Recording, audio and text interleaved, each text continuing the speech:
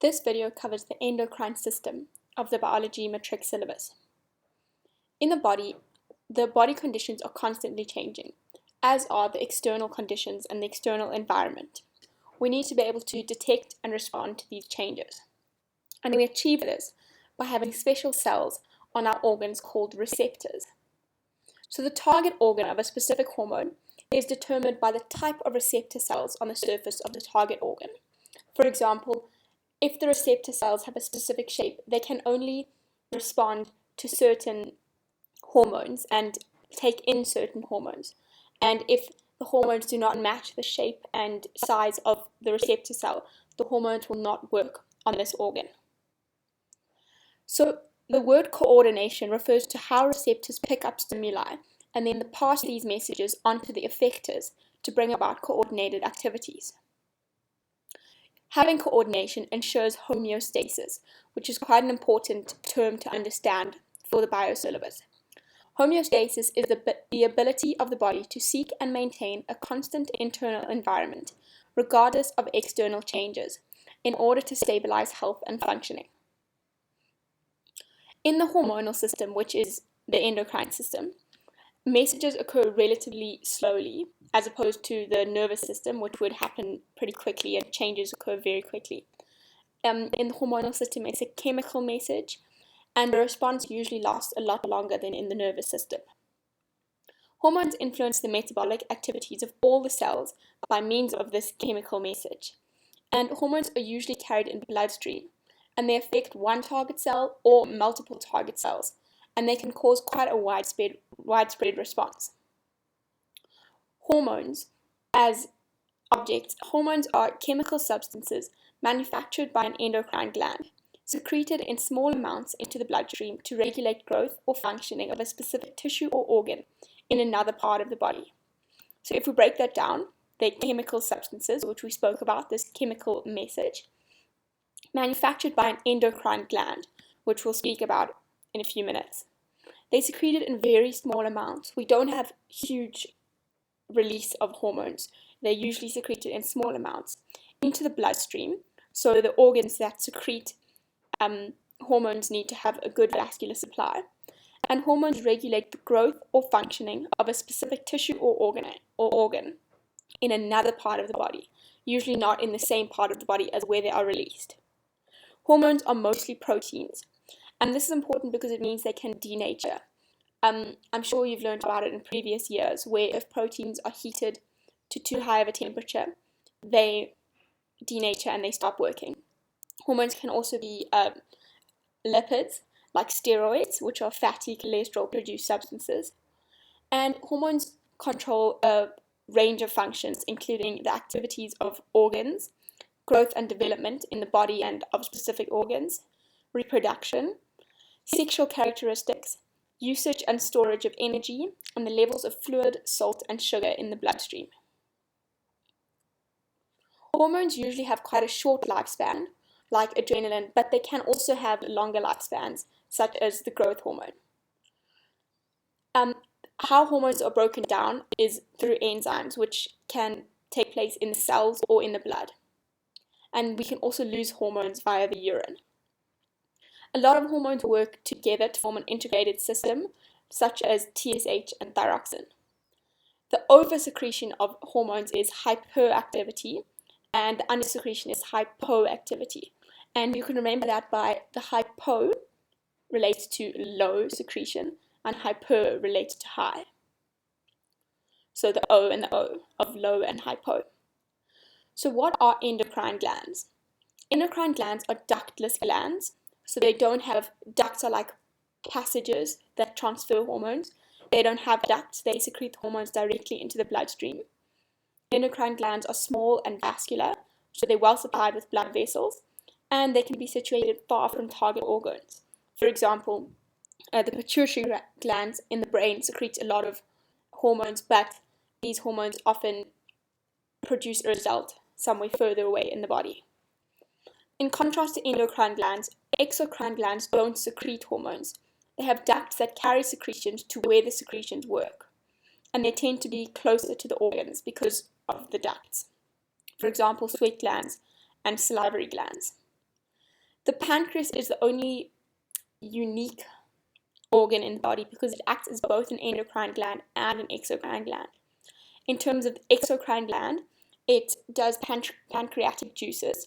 So the pancreatic cells secrete pancreatic juice, and they travel down the pancreatic duct into the duodenum, which is part of the intestine, for digestion. And it also acts as an endocrine gland in terms of insulin and glucagon by the islets of Langerhans in the pancreas. We'll talk a lot more about insulin and glucagon a bit later on. So if we look at a very basic diagram of the endocrine glands of the body, we start with the pituitary gland in the brain, near the hypothalamus. There's the thyroid gland, which is near the throat area. We have the adrenal glands on top of each kidney, the islets of Langerhans in the pancreas. There's no drawing for that. And then we have the ovary and the testes. In terms of the reproductive organs and the reproductive hormones, such as LH and FSH, I'm going to discuss this in a separate video, in the video on reproduction, which will be released at a later stage. So for now, we're only going to talk about the non-reproductive hormones. If we look first at the pituitary gland, it's quite small, it's pea-sized and suspended from the hypothalamus within the brain. Another name for the pituitary gland is the hypophysis. Usually, they never really ask you that, but if they did put in a question and said, explain a hormone secreted by the hypophysis, don't get caught out. Know that they're talking about the pituitary gland. So if we look quickly at the structure of it, there's two lobes in the pituitary gland. There's the anterior lobe, which is near the front, and the posterior pituitary lobe at the back. It's connected to the hypothalamus by the infundibulum, or the pituitary stalk. The pituitary gland is completely surrounded by capillaries, and capillaries allow for rapid diffusion of hormones and nutrients and oxygen because of the fact that the capillary walls are very thin. They're only one cell thick. This allows for efficient transport of hormones because, as we spoke about earlier, endocrine glands need to be vascular. As they don't have ducts, they need to transport hormones directly into the bloodstream. And this occurs through the capillaries, a good supply of capillaries around the pituitary glands. As I said, it's connected to the hypothalamus by the infundibulus, or the pituitary stalk.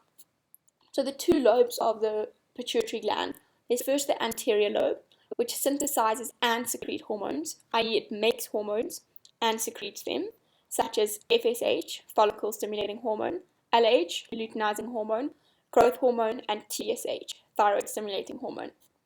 The posterior lobe doesn't secrete hormones, it doesn't make them itself, it just releases hormones that are produced in the hypothalamus. It stores the hormones and then it releases them when necessary. Some of the hormones that the posterior lobe releases are ADH and antidiuretic hormone and oxytocin. So if we look firstly at the growth hormone, as we said, it's secreted by the anterior lobe of the pituitary gland. Another name for it is somatotropin. It's transported in the blood by blood vessels because the anterior lobe, or the pituitary gland, is an endocrine gland. And the target cells of the growth hormone are all the cells involved in the growth of the body, specifically long bones like your leg bones or your arm bones and your muscles. It stimulates the growth of these organs because, of course, it's the growth hormone, the name tells you. It's usually produced in high quantities in babies and young children and even young adults because this is when you're undergoing the most growth. And in adults, adults aren't growing the entire time, but it maintains cell replacement so that the cells don't break down and not be replaced. Under secretion of the growth hormone, which is, as we said, hyposecretion, there's two types of undersecretion. It can be either in adults or in children. Undersecretion in children is called pituitary dwarfism. That's the condition that you get if you have hyposecretion of the growth hormone. Your mental development is as usual because the growth hormone doesn't affect your mental development, but your body parts are very small. They're in proportion because growth hormone affects equally different parts of the body. So, for example, your legs wouldn't grow normally and your arms would, and your arms not. But everything would be smaller. So these are not the dwarfs that we often see pictures of. These are, if you Google pituitary dwarfism, you'll see it's literally a tiny person, the exact same proportions. Pituitary dwarfism can also affect animals, just out of interest. You won't be asked that, and you can be treated for it if you treat in childhood. Oversecretion, so hypersecretion of the growth hormone in children, is called gigantism. And then oversecretion in adults relates to a condition called acromegaly. I hope that pronunciation is right. Could be totally wrong. So once the growth is complete, then the cartilage ossifies. So you know that you have cartilage at the end of a lot of bones in our ears, in our nose. So this cartilage will ossify and become solid because the growth hormone is continually being secreted more than it should be. So there's not an increase in bone length, but a lot of places that should be soft become hard. And a lot of times the bones actually widen. They increase in diameter. They don't increase in length. So like your hands and your feet and your facial bones, those bones that do still have cartilage, they grow, and they grow very rapidly. And the soft tissue can grow abnormally. It's often caused by a tumor on the pituitary gland, which is why there's so much growth hormone secreted. So I did mention something about undersecretion in adults, but as you can see, you don't need to know this for the exams. And if you do want to study for the exams, I would recommend that these notes work for me. This is all I studied for final exams, and I was very happy with my biomark. I don't think there's anything that's could be asked that's not in these notes. If we talk about the next hormone secreted by the anterior lobe of the pituitary gland, that would be thyroid stimulating hormone. Its receptor cells are in the thyroid gland in your neck, and it stimulates the production of thyroxin, which we'll talk about a bit later. The other anterior gland hormones are prolactin, which we'll talk about during reproduction, FSH, and LH, which we'll all talk about in the reproductive section. Oxytocin is produced by the hypothalamus and stored in the posterior lobe. So we're now moving away from the anterior lobe. And oxytocin stimulates the contraction of the uterus during birth, and it stimulates the flow of milk from the mammary glands. This we'll also talk about further during the reproductive section. If we look at ADH, so the antidiuretic hormone, it's also produced by the hypothalamus and stored in the posterior lobe, released by the posterior lobe. Its target organ is the kidney, or the nephron within the kidney. I'm not sure if you learned about the kidney in a previous section. I know my school did study it, and we go into a bit more detail of ADH there. But basically, ADH, what it does is it regulates the release of water from the body in urine. So it does so by determining how much water in the nephron, how much water the body takes in and retains, and in doing so, how much water the body lets out.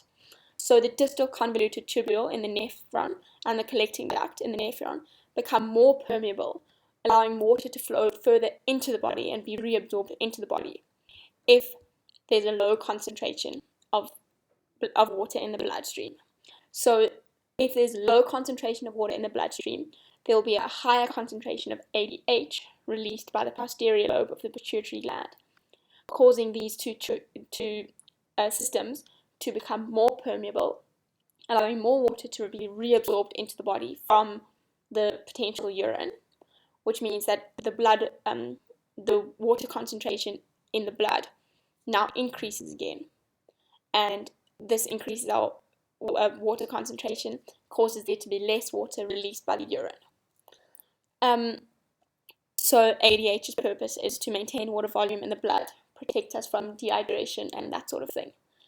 ADH is very important to know that it's a negative feedback loop, which we're going to talk about in just a second, where if there's a low water concentration in the blood, there'll be a high level of ADH released.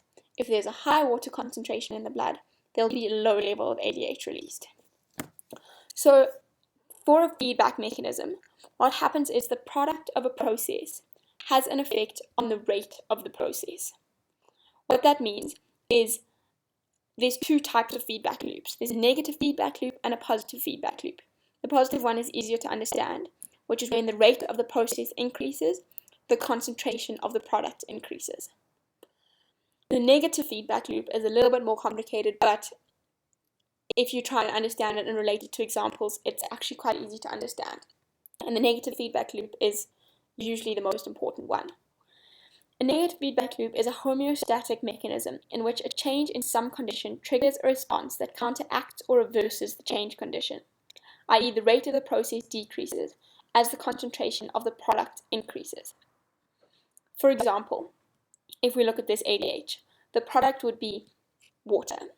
As the concentration of water in the bloodstream increases, so we get higher water levels in the bloodstream, the rate at which ADH is released decreases, because you don't want a lot of ADH if you've got a lot of water in the body. Because more ADH means an increased level of ADH causes an increased level of water to be brought back in. Don't let that confuse you where it's increased. Look at it first in terms of water, how much water we have in the body, and then look at it how much ADH that causes there to be. So if we look at, we have too much water in the body, we've got very high concentration of water in the bloodstream. That means that we want to let a lot of water out with our urine. So there won't be a lot of ADH released. Because there's low levels of ADH released, in the nephron, the walls of the distal convoluted tubule and the collecting duct are not permeable. And so the water that is already in the urine won't be reabsorbed back into the body because these walls are not permeable. The water can't pass through, which means that all this water in these tubules needs to be released from the body in the urine.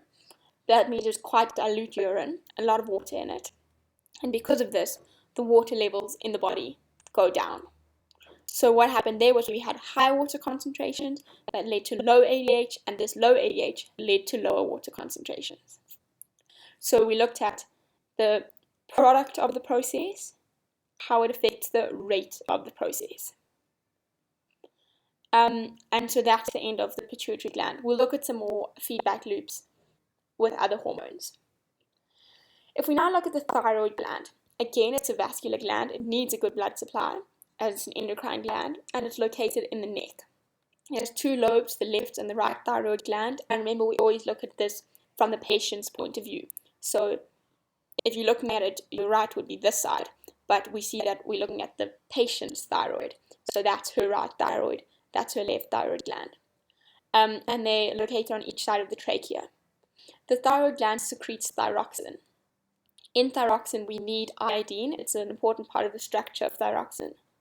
And we get iodine from seafood, sea salt, or from iodized salt. Thyroxin has three functions. It controls the body's basal metabolic rate, which is how the cells use oxygen to produce heat and energy. Basal metabolism is the minimal amount of energy necessary to maintain respiration, circulation, and other vital body functions while fasting at a total rest, i.e., ensuring that your body undergoes the minimal amount of cell respiration to make the minimal amount of ATP needed while fasting in total rest. So basically, basal metabolic rate is how much is ensuring that your body still has enough energy for the vital functions, but this would be occurring at total rest, not while you're, for example, out for a run or playing sports or studying for a test. That's the basal metabolic rate, and that's controlled by your thyroid gland and by thyroxin. Another function of thyroxin is to control growth and development. Obviously, this is not as important as the growth hormone in controlling growth and development, but it does also play a role in that, and it promotes protein synthesis, so tissue growth. And then the thyroxin also stimulates cellular breakdown of glucose, which obviously that's a process in cellular respiration, so we can link that to point 1. So in relating to the thyroid gland, there is a negative feedback loop relating to the thyroxin regulation, not thyroxin production, which we'll look at a little bit later here. For thyroxin regulation, it's regulated by TSH, so thyroid stimulating hormone, and if there's a decrease in TSH, that happens when there's an increase in thyroxine in the blood. If there's an increase in TSH, that happens when there's a decrease in blood thyroxine. So the hypothalamus has receptors which check blood thyroxine levels. It tells the anterior pituitary gland to produce more TSH, less TSH, or the same amount of TSH. And it uses, the hypothalamus uses a hormone called thyrotropic releasing factor, which stimulates the secretion of TSH, but you don't really need to worry about that. So if we looked at a flow diagram, and it's quite important to know how to draw a flow diagram, and they often like to ask questions on negative feedback loops and flow diagrams. It could be TSH and thyroxine. It's often insulin in the kidneys, in the islets of Langerhans, but this is also a good one to know. So if we look at just a flow diagram for TSH and thyroxine, TSH from the pituitary gland travels to the thyroid gland. The thyroid glands release thyroxine because TSH has told them to. This causes an increased level of thyroxine, which is detected by the hypothalamus and then told to the pituitary gland. Because there's now an increase in thyroxine in the blood, the pituitary gland is told, whoa, no more TSH, we've got enough, don't release anymore, because otherwise thyroxine levels will go up even more. So the pituitary gland releases less TSH. The thyroid gland responds to this and it releases less thyroxine because there's less TSH to stimulate it. Then we have less thyroxine in the blood. This is again detected by the hypothalamus and the pituitary gland. And now they say, okay, we've got decreased level of thyroxine, we've got to release more TSH. Now it releases more TSH and therefore it releases more thyroxine. And obviously we can look at it, we're seeing it now, it's a bit exaggerated because I'm saying, oh, high, low, it doesn't, not constantly going high, low the whole time. But if there was a case where suddenly you've got too much thyroxine in your blood, your pituitary gland would respond to this by releasing less TSH. So we can see that it's a negative feedback loop by looking at first at the thyroxine levels and then at how they affect TSH levels. So what we said here was the product of the process, which would be thyroxine levels, how it affects the rate of the process, which is the release of TSH. And if we looked at that, we could see that low thyroxine levels causes high TSH to be released, and low TSH levels high thyroxine levels causes low TSH to be released. That's why it's a negative feedback loop. If we look at the production of thyroxine, now we're looking at how TSH affects thyroxine as opposed to how thyroxine affects TSH. We know that if there's more TSH, there'd be more thyroxine. If there's less TSH, there'd be less thyroxine. So now you look at TSH levels first, and then you look at how they affect thyroxine levels. Thyroxine is a structure which made of part protein and part iodine. So if there's a deficiency of any of these two components, either the protein or the iodine, a deficiency in adults causes hypothyroidism, so low thyroidism, and something called a myxedema. If there's a deficiency in children, it causes cretinism. An iodine deficiency, which could cause a thyroxine deficiency, causes swelling in the thyroid gland called a goiter. I'm sure you guys have probably heard of this. It's quite a common issue studied in bio. If there's a high secretion, which is hypersecretion of thyroxine, you get something called hypersecretion or Graves' disease. And if we look at these in a bit more detail, a goiter is an iodine deficiency in the diet, so that would be a deficiency of, it could be a lack of salt or seafood or anything that contains iodine. And this means that the thyroid gland can't make thyroxine because it doesn't have the iodine, which is part of the thyroxine composition. So the pituitary gland tries to secrete a TSH to get it to stimulate the production of thyroxine, but there's simply no iodine to make thyroxine, no matter how much TSH there is. So all it does is cause the thyroid gland to just swell and increase in size. So cretinism, which is a deficiency of thyroxine in children, causes physical and mental growth to be stunted. And you can see, well, often some of the symptoms are a thick tongue, mental retardation, and it can be treated if detected early, but sometimes it's detected too late. A myxedema, which is hyposecretion of thyroxine in adults as opposed to in children, causes again a slowing of physical activity and a slowing of mental activity. Patients are often listless, they're intolerant of cold, and they're often overweight. And we see this because of decreased metabolism. And we saw earlier that one of the functions of thyroxine was to control the body's metabolic rate. So if there's low thyroxine, they would have much slower metabolism, which is why they're listless, they don't have energy, and they're overweight, so their body can't, their metabolism is not working fast enough. They're often puffy in their face, they're tired, reduced cardiac output, constipation, and decreased sweating. And you can be treated with the addition of dietary iodine. And then the last issue of thyroxine is hypersecretion or hypothyroidism or Graves' disease. That's an increased metabolic rate because now you've got too much thyroxine, which causes an increased heart rate, sweating, shakiness, anxiety, increased appetite, weight loss, diarrhea, heat intolerance, irritability, inability to concentrate, and fatigue. And we'd see that because there's an increased metabolism. That's why you've got an increased heart rate, increased cardiac output, you've got sweating, shakiness, anxiety, you're constantly moving because you've now got so much energy because your metabolism is working so fast, and can be treated with medication or radioactive iodine to reduce the secretion of thyroxine. So that's the end of the thyroid gland. We now move on to the adrenal glands. So the difference, one of the main differences between what we studied previously in the hormones of the pituitary gland and the thyroid gland, and now the adrenal glands, is that those two previous batches of hormones were quite long-lasting. They had quite long effects. We saw the growth hormone is secreted like almost your entire childhood and adult life. You're constantly having thyroxine in your body. But the adrenal glands, the adrenaline secreted by the adrenal glands is only secreted if necessary and in short bursts, and it's very short term. So on top of the kidney, we have two or one on each kidney. We have a small cone-shaped gland called the adrenal gland. Inside, this is the structure of the adrenal gland. In the inside bit is the adrenal medulla, which secretes adrenaline. And on the outside is the adrenal cortex, which makes corticosteroid hormones. The ones studied for the IEB syllabus are only adrenaline. We don't really look at corticosteroid hormones.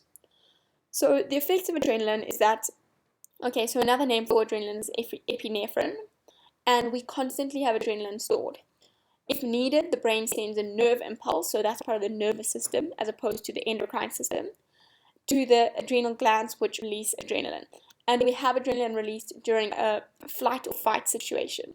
So when we need to be more alert, more ready, when we're in danger, or when we're in shock or something like that.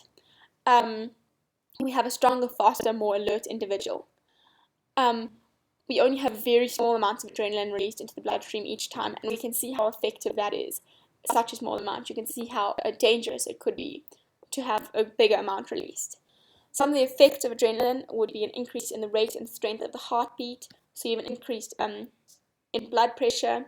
The blood moves away from the skin and towards the skeletal muscles, such as the heart, and towards the coronary arteries, the liver, and the brain, because you need the blood towards your important organs as opposed to like your skin.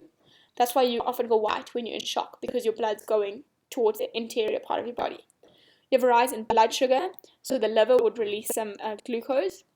You have an increased metabolic rate, so your bronchi dilate to get more oxygen in. Your bronchi are part of your lungs, and then you get more oxygen in, allowing you to have an increased metabolic rate, increased rate of cell respiration. Your pupils dilate to take in more light, and your hair stands on end. And we can think of this as a really simple example, like a cat. You can often see it when a cat's got a fright, all its hair suddenly stands up. That, I don't know if cats have adrenaline, I'd assume they do, but that we could relate to adrenaline. Adrenaline secretion isn't really, there isn't really issues with hypo and hypersecretion because it's broken down so quickly. It's such a short-term effect. If we then look at the pancreas, for me this is probably the most important hormone section to look at. Obviously they're all vital, but in the past papers I've been doing last year, there was quite a lot of focus on insulin and glucagon. As we said earlier, the pancreas acts as an exocrine and an endocrine gland, but we're going to focus mostly on the endocrine glands. In the islets of Langerhans, which are located in the kidney, these are endocrine glands, and they secrete hormones straight into the bloodstream. They control the blood sugar levels in the body, so the blood glucose levels. There's two types of cells within the islets of Langerhans. There's alpha cells and beta cells. Beta cells produce insulin, alpha cells produce glucagon. You can remember this, or the way I remembered it is A comes before B and G comes before I. So A secretes G, B secretes I. It's a really stupid way of learning, but it helped me remember. So that could be like the example of the pancreas, and this would be a zoomed in version where these are pancreatic cells, these little things there, and these are the islets of Langerhans, with alpha cells and beta cells. So insulin we look at it as the main hormone secreted by the islets of Langerhans, but obviously glucagon is also secreted and plays just as important of a role. So when we consume food, this food usually contains carbohydrates, the blood glucose levels increase. This causes the beta cells to secrete more insulin in order to decrease the levels of the blood glucose. When an insulin attaches to an insulin receptor in the surface membrane of most cells, the glucose is absorbed into the cell and either used as energy, or it's absorbed into the liver and the muscle cells, which convert this glucose to glycogen, and they store it until the blood glucose levels drops again, which means that they then release this glucose. They release the glycogen, which has now been converted back to glucose, and use it to increase the blood glucose levels. So when there's insulin, it causes the concentration of glucose in the blood to decrease, because this glucose has been used up by cells as energy or taken in by the liver and muscles and stored as glycogen. So this, we know, is a negative feedback loop, because more insulin causes less blood glucose. Glucagon basically has the opposite effect. It stops the blood glucose levels from dropping too low, as opposed to the insulin, which stopped it from increasing too high. During exercise, the muscles use a lot of blood glucose to get energy because we're working extra hard during exercise. The pancreas can sense that we've got a decreased level of blood sugar, so the pancreas stops secreting insulin, so it stops telling the cells to take in glucose, and instead the pancreas secretes glucagon. And glucagon tells the liver and the muscles to break down the stored glycogen, convert it back into glucose, and release it into the bloodstream so that it can be taken up by the muscles that need it to use it for energy. So glucagon causes an increased level of glucose in the blood. Again, it's a negative feedback loop, and again, we look at it in terms of insulin rather than in glucagon. So less insulin causes more glucose in the blood. And remember, we're looking at the blood glucose levels, not the glucose levels within cells. If we looked at a flow diagram, first we can look at it in terms of high blood sugar levels. So if blood enters when blood is entering the pancreas, it's monitored by the alpha and beta cells to see if there are too high blood glucose levels or too low blood glucose levels. If the blood glucose levels are high, this is detected by the beta cells. It causes them to release more insulin. The insulin then reaches the target cells of the body, which are mostly the liver and skeletal muscle cells.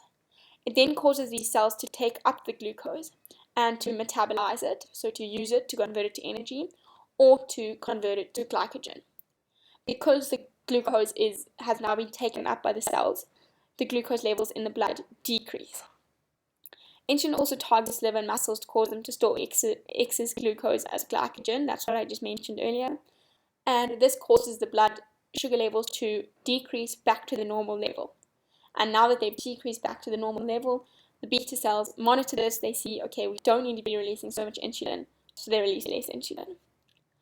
And it would be the same thing with low blood sugar levels, where, again, the blood's monitored. Low blood is detected by the alpha cells this time.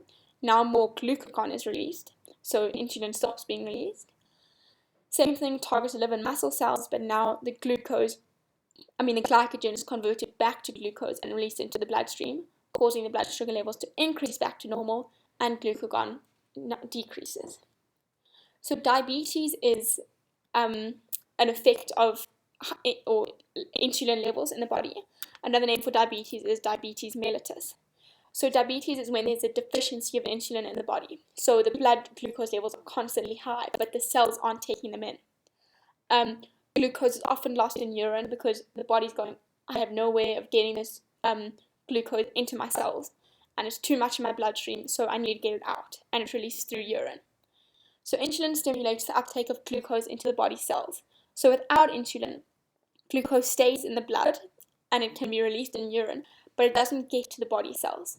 So even though you have very high levels of glucose within your blood, you don't get any in your cells, and that's why people with diabetes often have very low energy or like a lack of sugar within their cells. As I said, the body cells are a source of energy. So if someone with diabetes has too high energy in the blood, too high glucose in the blood, too low energy in the cells, it can result in a coma and even in death. High glucose levels also damages the blood vessels because there's these glucose molecules in the blood vessels. And some of the first places to be affected by this are the feet and the hands, so the external limbs, because there's very bad circulation because of these damaged blood vessels. Some of the symptoms of diabetes are a stroke, eye damage, heart attack, kidney damage, greater urinary output, which we saw because then it needs to get the glucose out, thirst, because you're urinating so often, you get thirsty, difficulty passing urine, numb feet, and weight loss. Diabetes also affects the ability of cuts or sores to heal in your arms and legs because there's bad circulation. It means that you have reduced blood flow to your limbs, and this can lead to gangrene and ulcers. What this symptom, I'd say, of diabetes is called is peripheral vascular disease. The two types of diabetes mellitus are the insulin-dependent diabetes, so IDDM, or type 1, and non-insulin-dependent diabetes, NIDDM, or type 2 diabetes.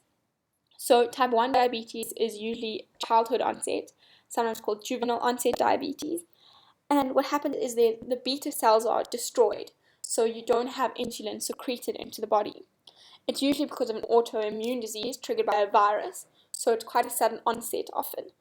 And this is a type of diabetes that is often caused by a genetic predisposition.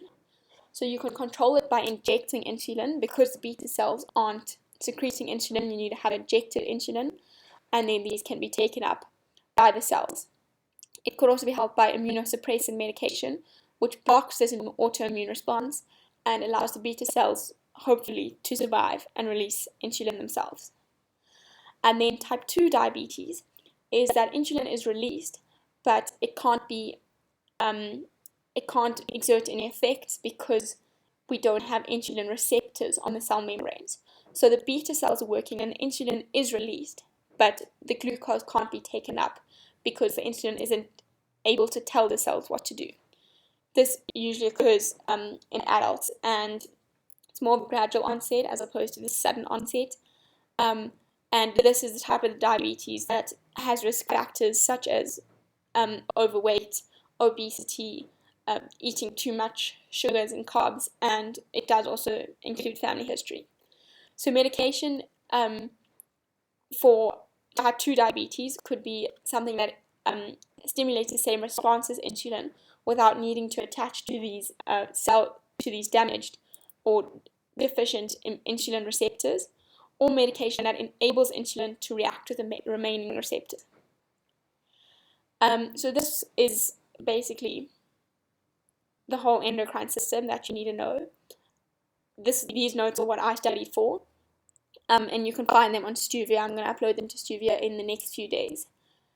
Send me a message if you have any questions, or if you want help with some past paper questions about the endocrine system. I think it's a really good idea to try practice past papers and past finals because you often see the same questions or the same type of questions recurring again and again.